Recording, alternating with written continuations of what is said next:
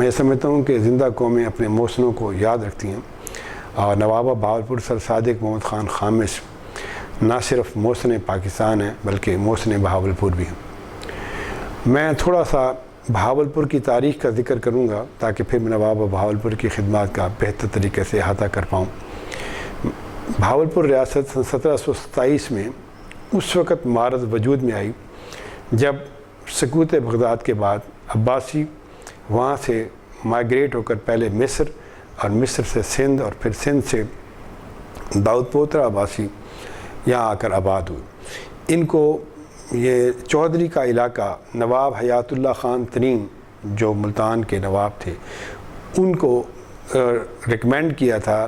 مخادم اچ گیلانی اور بخاری نے، کیونکہ مخادم اچ گیلانی اور بخاری خانوادہ نواب بہاولپور کی فیملی کا بیک گراؤنڈ کی وجہ سے ان سے مذہبی طور پر عقیدت اور سیادت رکھتے تھے، لہذا ان کی ریکمنڈیشن پر چودھری کا علاقہ سن 1727 میں نواب حیات اللہ خان ترین نے ان کو گفٹ دیا، جس کا موجودہ نام لیاقت پور ہے،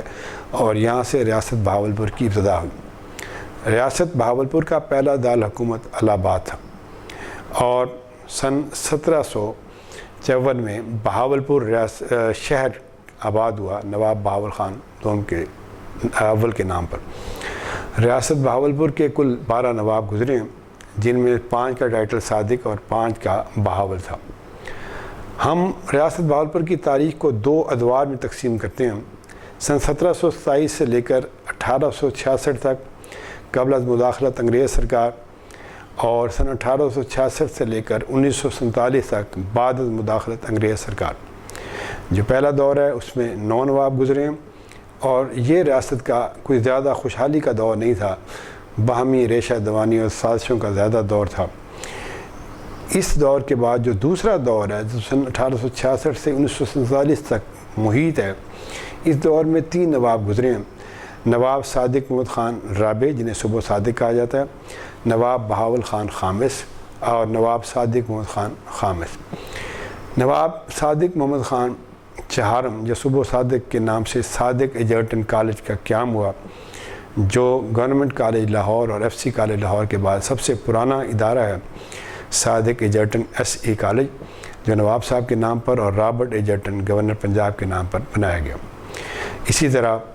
نواب بہاول خان خامس جو سیکنڈ لاسٹ نواب ہیں اور نواب صادق محمد خان خامس کے والد تھے، ان کے دور میں 1906 میں بہاول وکٹوریہ ہاسپٹل بنا۔ میں یہ بتا رہا تھا کہ یہ جو آخری 3 نواب ہیں، ان کا دور بعد از مداخلت انگریز سرکار اس لیے کہلاتا ہے کہ اتفاق سے یکے بعد دیگر یہ آخری 3 نواب جب ان کا دور ختم ہوا یا جب ان کا انتقال ہوا، تو جو وڈ بھی نواب تھا یعنی کراؤن پرنس جس کے سر پہ تاج سجنا تھا، وہ کم عمر تھے، یعنی نواب صادق محمد خان رابع بھی کم عمر تھے جب ان کے والد کا انتقال ہوا۔ جب ان کا انتقال ہوا تو نواب بہاول خان بہت کم عمر تھے، اور جب نواب بہاول خان کا انتقال ہوا سن 1907 میں، تو اس وقت نواب صادق محمد خان خامس جن کا آج ہم ذکر کر رہے ہیں، وہ صرف اس وقت 3 سال کے تھے، 1904 ان کی پیدائش۔ لہذا ان تینوں نوابوں کے دور میں کم سنی کی حکومتیں بنیں، جسے ہم کونسل آف ایجنسی کی حکومت کہتے ہیں، اور آخری کو کونسل آف ریجنسی کی حکومت کہتے ہیں۔ نواب بہاول خان خامس جب 1907 میں ان کا انتقال ہوا، تو نواب صادق محمد خان خامس جنہوں نے اقتدار سنبھالنا تھا، وہ صرف جیسے کہ میں نے بتایا اس وقت 3 سال کے تھے، کیونکہ 1904 ان کی تاریخی پیدائش۔ ان کی والدہ نے ملکہ نے انگریزوں سے یہ کہا کہ جب تک نواب بالغ نہیں ہو جاتا، بجائے اس کے کہ اس کے کوئی اسٹیپ بردر یا اس کی فیملی میں سے کوئی اور سازش کر کے اقتدار پر قابض ہو جائے، آپ اقتدار سنبھال۔ تو 1924 تک انگریزوں کی حکومت رہی، اور 1924 میں نواب صاحب نے چیفز کالج سے اپنی تعلیم مکمل کرنے کے بعد اقتدار سنبھالا، اور 1924 سے لے کر 1947 تک جب پاکستان میں یہ ریاست ضم ہوئی، نواب بہاولپور جسے آخری نواب کا شرف حاصل ہے کا ایک طویل اور کامیاب اور سنہرا دور کہلایا۔ اسے صحیح معنوں میں ریاست کی خوشحالی کا دور کہا جا سکتا ہے۔ ہم اس کو ویلفیئر اسٹیٹ یا خوشحال ریاست یا ایک ایسی ریاست جس میں عوام الناس کو عدل و انصاف، تعلیم، صحت کی بنیادی سہولتیں میسر ہوں، ایسی ریاست کو ویلفیئر اسٹیٹ کا نام دیا جاتا ہے، اس لیے اس کو کہا جاتا ہے کہ انہی کے دور میں بہت سارے کارہائے نمایاں انجام دیے گئے۔ مثلا نواب صادق محمد خان کے دور میں ہی جامعہ عباسیہ 1925 میں بنی، جس کو بعد میں 1975 میں اسلامی یونیورسٹی بہاولپور کا نام دیا گیا، اور جس میں مجھے بھی وہاں پر پڑھانے کا اعزاز حاصل ہے۔ اسی طرح نواب صادق محمد خان خامس کے دور میں جو 3 بڑے اہم کام ہوئے، ان میں سے ایک ستلج ویلی پروجیکٹ ہے۔ یہ 1922 سے 1933 تک کا منصوبہ تھا، جس میں 3 ہیڈ ورکس بنائے گئے، جن میں ایک ہیڈ سلمان کی، ایک ہیڈ اسلام یا ہیڈ پلہ، اور ایک ہیڈ پنجنت۔ اور اس وقت ریاست بہاولپور نے سن 1922 میں ان ہیڈز کی تکمیل کے لیے برطانوی حکومت سے 12 کروڑ روپے قرض لیا تھا، جو بالاقساط 1986 تک واپس کرنا تھا۔ ریاست بہاولپور کی خوشحالی اور ترقی کا اندازہ اس بات سے لگا لیں کہ اس آبپاشی کے نظام کی وجہ سے نہریں بنی، اور ان نہروں کی وجہ سے یہاں پر خوشحالی آئی، فصلیں پکیں، اور اتنی زیادہ خوشحالی آئی کہ وہ قرض 1986 کی بجائے 1950 میں بالاقساط یکمشت ادا کر کے بہاولپور ریاست نے بہت ساری رقم بچا لی۔ اس طرح اس ریاست کو نواب صاحب کے دور میں تعلیم، صحت کے میدان میں بھی بہت ترقی ملی۔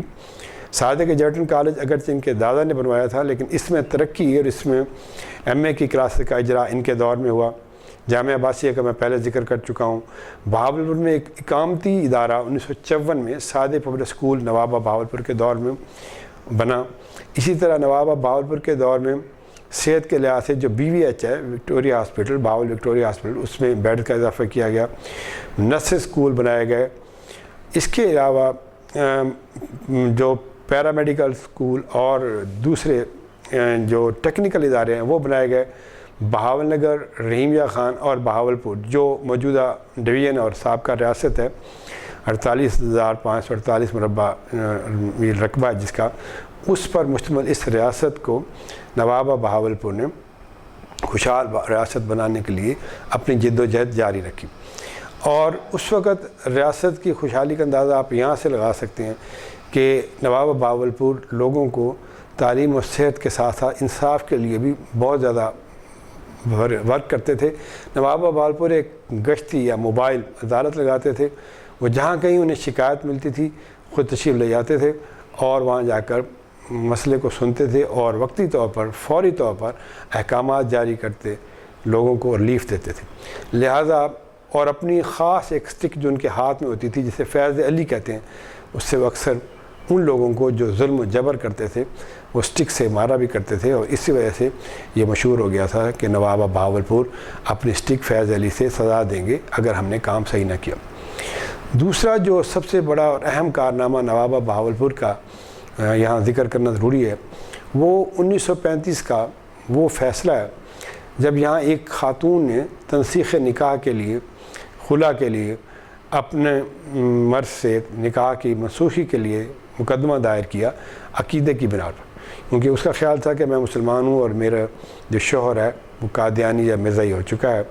غلام عائشہ نامی خاتون نے عبدالرزاق نامی شخص کے خلاف ایک مقدمہ دائر کیا تھا، اور بالآخر یہ مقدمہ ریاست بہاولپور میں چلا، اور تمام جید علماء کرام، تمام مکاتب فکر کے، جن میں بریلوی، دیوبند، اہل حدیث، اہل تشیع شامل ہیں، ان کا قیام و طعام کا بندوبست کیا گیا۔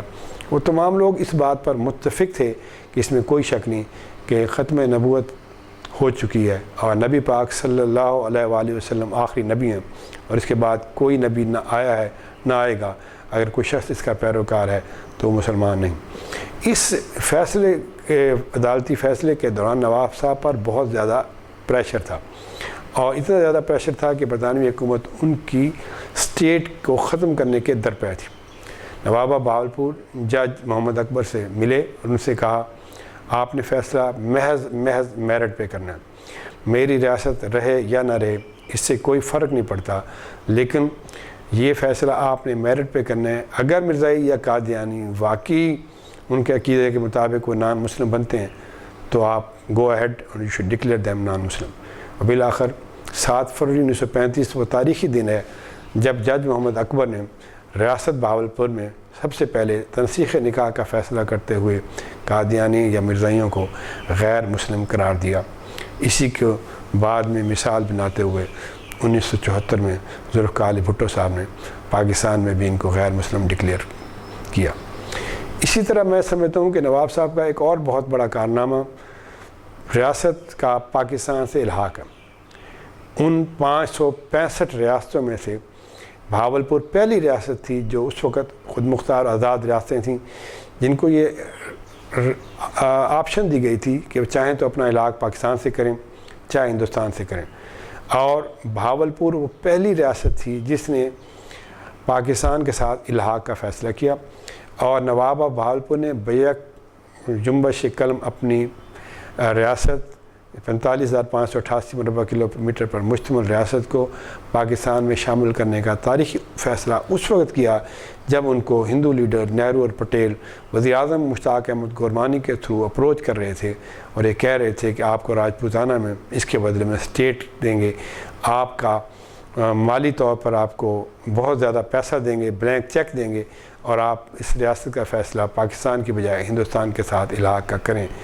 تو نواب آف بہاولپور نے یہ کہا تھا کہ 83% آبادی مسلمانوں پر مشتمل ہے، میری ریاست میں میرا سامنے کا دروازہ پاکستان میں